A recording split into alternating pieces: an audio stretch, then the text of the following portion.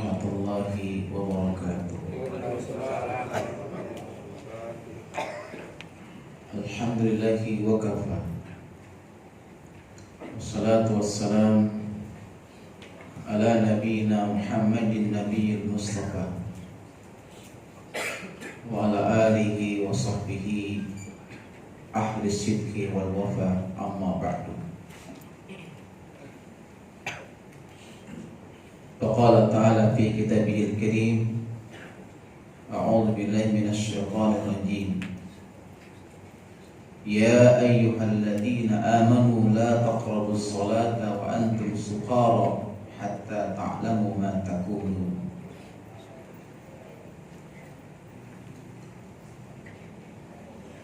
Para jamaah sekalian yang saya muliakan, alhamdulillah kita bersyukur kepada Allah Subhanahu wa taala yang telah meringankan tubuh kita untuk sejenak hadir di rumahnya, menunaikan perintahnya salat zuhur berjamaah. Kita berharap semoga salat kita diterima oleh Allah Subhanahu wa taala. Ini penting karena dalam sebuah hadis disebutkan bahwasanya Nabi bersabda, ada orang yang sudah sholat selama 60 tahun tapi tidak ada yang diterima satu rakaat pun. Maka sahabat bertanya, ya Rasulullah, kenapa bisa seperti itu? Karena dia tidak menyempurnakan rukuknya, sujudnya, dan kehusuannya. Nah, mudah-mudahan ibadah salat kita termasuk ibadah yang khusyuk yang Allah terima. Amin ya rabbal alamin. Ya, muliakan, kalau kita membaca Al-Quran, kita akan dapati bahwasanya Allah membagi golongan orang yang sholat itu dalam 6 bagian. 3 golongan itu yang Allah terima sholatnya, dan 3 golongan lagi adalah orang-orang yang sholatnya itu gak Allah terima. Kita akan bahas, mudah-mudahan cukup waktunya. Mungkin saya gak perpanjang, singkat saja. 3 sholat yang Allah gak terima adalah, pertama, sholat orang yang mabuk. Ini terdapat di Quran surat An-Nisa ayat 43. Ya ayyuhalladzina amanu la taqrabus salata wa antum suqara hatta ta'lamu ma taqulun. Hai orang-orang yang beriman, janganlah kamu sholat sedang kamu dalam keadaan mabuk, sehingga kamu mengerti apa yang kamu ucapkan. Makna sukar di sini mabuk itu tidak hanya mabuk khamr atau miras. Sukar itu bisa juga dimaknai mabuk yang lain. Misalnya apa? Mabuk dunia, mabuk janda, mabuk harta, mabuk jabatan. Jadi ketika orang sholat, fisiknya di masjid, kepalanya di tempat sujud, tapi jiwanya, hatinya sibuk memikirkan jabatannya. Dari dia takbir sampai salam, yang diingat cuma jabatannya, dia mabuk jabatan. Allah gak diingatnya hanya jabatan, hanya harta, hanya dunia, hanya wanita. Yang diingat ketika itu, itulah orang yang sholatnya mabuk dunia, sukar. Ini sholat yang tidak berkualitas. hanya gerakan tubuh. Fisiknya sujud, ruku, sujud, tapi jiwanya, hatinya tidak menuju Allah, nggak ke langit. Nah, mudah-mudahan jangan sampai kita termasuk seperti ini. Nauzubillah min zalik. Kedua adalah sholatnya orang munafik. Ini pun termasuk sholat yang Allah tak terima. Dijelaskan di Quran surat An-Nisa 142. Dia orang munafik juga sholat, ya. Dia orang munafik juga sholat seperti kita, tapi sholatnya nggak Allah terima. Kenapa? Allah jelaskan di Quran, innal munafiqina yukhadi'una Allah wa huwa khadi'uhum wa idza qamu ila sholati qamu kusala yura'una an-nas. Sungguhnya orang munafik itu suka menipu, bahkan Tuhan pun ditipunya. Dia menipu Allah dan Allah akan membalas tipuannya. Jadi kalau tipu menipu itu orang munafik jagonya. Kalau dia pedagang, dia nipu pembelinya. Kalau dia pemimpin, dia akan menipu rakyatnya. Dan jika orang munafik itu hendak sholat, dikerjakan, tapi dengan rasa malas. Nah ini. Jadi kalau kita masih ada perasaan malas gitu, nggak senang. Kalau orang mukmin kan dengar ajan senang. Allahu Akbar, Allahu Akbar, Alhamdulillah. Saking senengnya, belum ajan dia udah di masjid. Subhanallah. Makanya dari kiamat itu ada satu ayat disebutkan malaikat itu takjub dengan cahaya orang-orang yang beriman di hari kiamat. Ada yang cahayanya terang benderang seperti bintang gemintang, ada yang seperti bulan purnama, ada yang seperti matahari. Tanya sama malaikat, hai hamba Allah, cahayamu sangat indah seperti bintang gemintang. Apa amal kamu di dunia? Oh, dulu kami sudah berwudu. Ketika azan kumandang, kami segera berwudu. Ya, di azan dia berwudu. Cahayanya kayak bintang.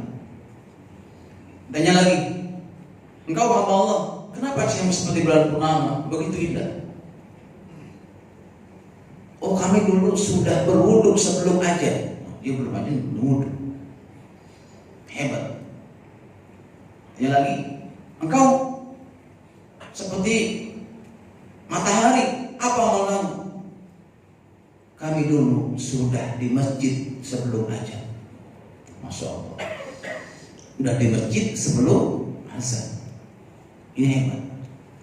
Mudah-mudahan ya Allah nanti dari kiamat berikan kita cahaya dari bekas-bekas wudu kita. Amin ya rabbal alamin. Dia orang munafik sholat, tapi dikerjakan dengan rasa malas. Utamanya subuh, ya. Itu adalah yang paling berat dikerjakan orang munafik.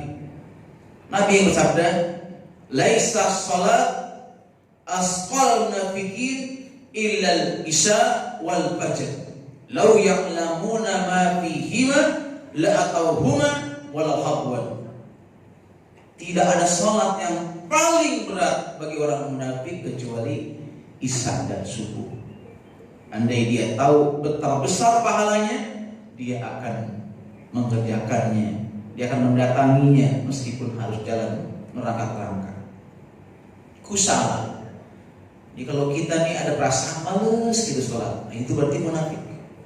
Karena orang beriman, dia pasti senang, gembira saat mendengar suara azan. Yura'unan nas, andai pun dia sholat nggak ikhlas, pasti kepingin dilihat oleh manusia. Ria, pencitraan sholat itu. Ini orang munafik. Udahnya malas, pencitraan. Ini yang kedua. Yang ketiga adalah sholatnya orang celaka. Kita sudah hafal ayatnya di Al-Ma'un. Fawailul lil musallin alladzina hum an salatihim sahun. celaka orang yang sholat, yaitu orang yang lalai dalam sholatnya. Nama tafsir mengatakan lalai di sini bagi dua. Pertama, lalai dalam arti dia lalaikan waktunya. Zuhur jam 12, dia jam 2 baru sholat, setengah 3 baru sholat. Subuh jam 4:20, ya, jam 5:30 dia baru sholat subuh. Itu namanya lalai, segi waktu. Kedua, lalai hatinya. Dikerjakan sholat itu di awal waktu, tapi hatinya nggak sholat, nggak menjiwai, kemana-mana hatinya. Misal, pernah kita kehilangan handphone sebelum ajan,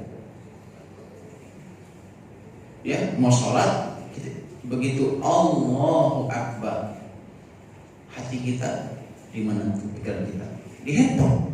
Handphone di mana ya? Dipikirin, Allah, Bismillahirrahmanirrahim, Alhamdulillah, jangan-jangan ketinggalan di tempat makan. Tadi saya makan bawa handphone, ya. Begitu Allahu Akbar itu, kayaknya bukan di ruang makan. Saya dari ke kamar mandi, kayaknya saya bawa handphone juga. Saya tinggal handphone itu di kamar mandi. Ini handphone yang tinggal, ya. Begitu Assalamualaikum, baru ingat handphonenya ketinggalan di mobil. Jadi sholat dari awal sampai akhir ingatnya handphone, itu lalai. Fawailul lil musallin, celaka orang sholat, itu orang yang lalai dalam sholatnya. Nah, ini 3 jenis sholat yang tidak berkualitas yang Allah ngatur sholatnya itu. Nah, yang 3 lagi. Yang pertama adalah khashi'un, itu orang-orang yang khusyuk dalam sholatnya. Itu digambarkan di Quran surat Al-Mu'minun ayat 1-2. Qad aflahal mu'minun alladzina hum fi sholatihim khashi'un. Sungguh amat beruntung orang-orang yang beriman, yaitu orang-orang yang khusyuk dalam sholatnya. Nah, apa standar orang itu khusyuk? Apa buah dari kekhusyukan itu? Jangan semuanya. Standar minimal orang itu khusyuk bila mana sholatnya itu mampu mencegah dia dari perbuatan maksiat. Artinya, ketika sholat membuat dia, ya, meninggalkan maksiat, itu berarti sudah mencapai tingkat khusyuk. Karena inna sholata tanha anil fahsya'i wal munkar.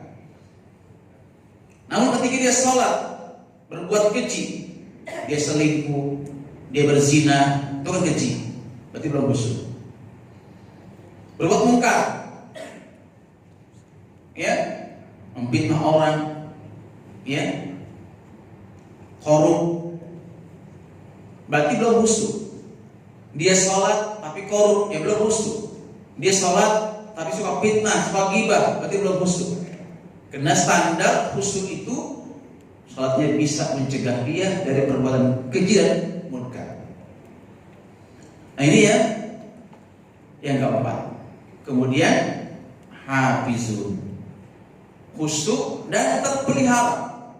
Udah khusyuk, terpelihara, dijaga waktunya sehingga nggak ketinggalan, dijaga berjamaahnya di masjid 5 waktu, dijaga sunnah-sunnahnya, dijaga adab-adabnya. Ini hafizun. Walladzina hum ala salatihim yuhafizun ulaika fi jannatin mukramun. Al-Ma'arij ayat 4-5. Dan orang-orang yang menjaga sholatnya, menjaga kekhusyuannya dalam sholatnya, mereka adalah orang-orang yang kekal di surga, mukramun, dan dimuliakan di surga. Masya Allah. Jadi orang kalau khusyuk itu dia sudah mencapai mendapatkan tiket surga, ya. Jadi sholat yang menghantar apa surga adalah bila mana khusyuk dan juga terpelihara. Masya Allah. Mudah-mudahan Allah anugerahkan kita termasuk orang-orang yang khusyuk dan terpelihara. Amin. Terakhir adalah daimun, orang yang khusyuk sholatnya dan setia sehingga membuat sholatnya itu membuat dia semakin baik. Itu daimun. Dia berikan Quran di surat Al-Ma'arij ayat 3. Alladzina hum ala salatihim daimun, yaitu orang-orang yang setia khusyuk salatnya, dijaga salatnya. Daimun. Ketiga, khosyiun, hafizun, daimun. Inilah 3 jenis salat yang berkualitas yang menghantarkan orangnya ke dalam pintu surga. Nah, mudah-mudahan Allah Subhanahu wa taala ya mudahkan kita, golongkan kita masuk orang-orang yang setia dengan salat, yang selalu menjaga dan bisa mencapai tingkat khusyuk, orang-orang yang khusyuk. Karena khusyuk adalah ruhnya salat. Kata Ibnu Qayyim kita Al-Qawaid, khusyuk adalah ruhnya salat. Apakah ketika orang itu enggak khusyuk salatnya, ibarat tubuh yang tidak memiliki ruh. Kalau raga tubuh enggak memiliki ruh, enggak ada nilainya. Ya manusia, hewan, coba. Ada burung yang bagus suaranya sampai ada yang harganya 100 juta, 200 juta, karena dia masih hidup, memiliki nyawa. Berharga, ada harganya itu burung. Dengan suaranya bagus, karena dia masih hidup. Tapi lihat, ketika itu burung yang bersuara bagus itu mati, nggak ada nyawanya, adakah harganya? Nggak ada. Begitulah sholat. Ya, dia akan bernilai, akan berharga bila memiliki ruh, dan ruhnya adalah khusyuk. Ya, subhanallah. Ini barangkali materi kita pada siang hari ini, mudah-mudahan bermanfaat. Kita berdoa kepada Allah, mudah-mudahan Allah golongkan kita termasuk orang-orang yang khusyuk dalam sholatnya. Amin ya rabbal alamin. Mohon maaf jika kesalahan. Assalamualaikum warahmatullahi wabarakatuh.